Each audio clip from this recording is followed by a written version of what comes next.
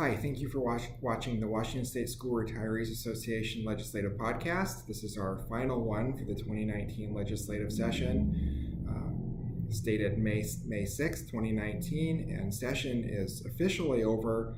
It was a mixed session for school retirees. We had a couple really important wins and some few big disappointments as well.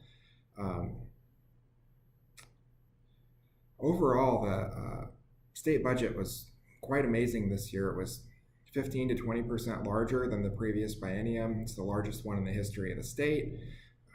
There was almost $5 billion in new tax revenue, and they went ahead and raised taxes again by another $1 billion on real estate, banks, technology companies. Had a tremendous growth in revenue. The bulk of that was spent on increased school costs.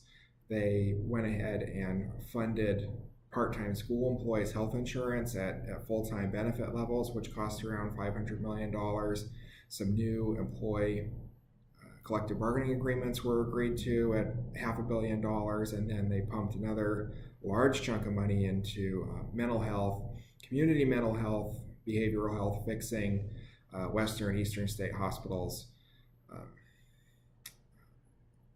For our school retirees' primary issues, the big win of the session was restoring the Medicare benefit to the all-time high of $183 per month. It hadn't been at that level since 2011, and that will really help to lower or stabilize PEB insurance rates for the next plan year. Of course, our disappointment was not getting the Plan 1 COLA funded in the final budget. The House went ahead and paid for it in their proposal. The Senate would not agree to it. They had other spending priorities, which is extremely frustrating. Simply, that just means it wasn't a priority for them. There was money, like I said, there's $5-6 billion in new money. They chose to spend it other places, and you need to let them hear about that. Some good news for Plans 2 and 3. If you retired early out of Plans 2 and 3, you'll have some improved return to work options. Right now, you can't work a day unless you're substitute teaching in a school if you have those early retirement provisions. With some new legislation, you'll be able to work in any certified or classified position in a school, whether it's driving bus or anything else that your local district needs, and you can do that without jeopardizing your pension check for the month. Passed the Plan 2 default bill, so new employees who don't know which pension plan to pick won't default into Plan 3, which requires personal use and personal action and moving your investments around. Plan 2 is the traditional pension plan, which we feel is better for people who are making or taking an active role in financial decisions. Working with AARP Washington, King County Assessor's Office, we've also passed legislation to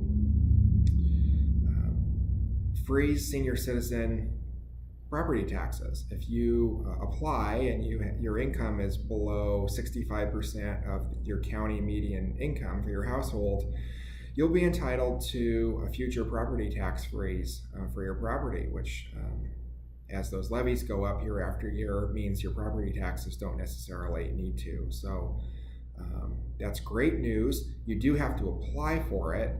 That won't be automatic. So we really need to be helping people with that process.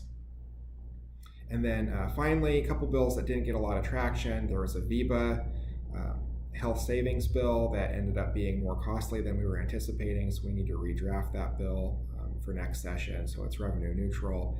And then also the Plan 2 and 3 early retirement bill we've been working on. We have a bill. Our next step is to get a fiscal note from the actuary's office and a public hearing next session. That concept is new to legislators. It's going to be expensive, and so that's going to take several sessions to show substantial progress on. But our interim projects are clear, continued lobbying on the COLA, and getting people signed up for that property tax exemption. It'll be well worth the effort. So thank you for watching, and we'll keep filming these at periods throughout the interim. Thank you.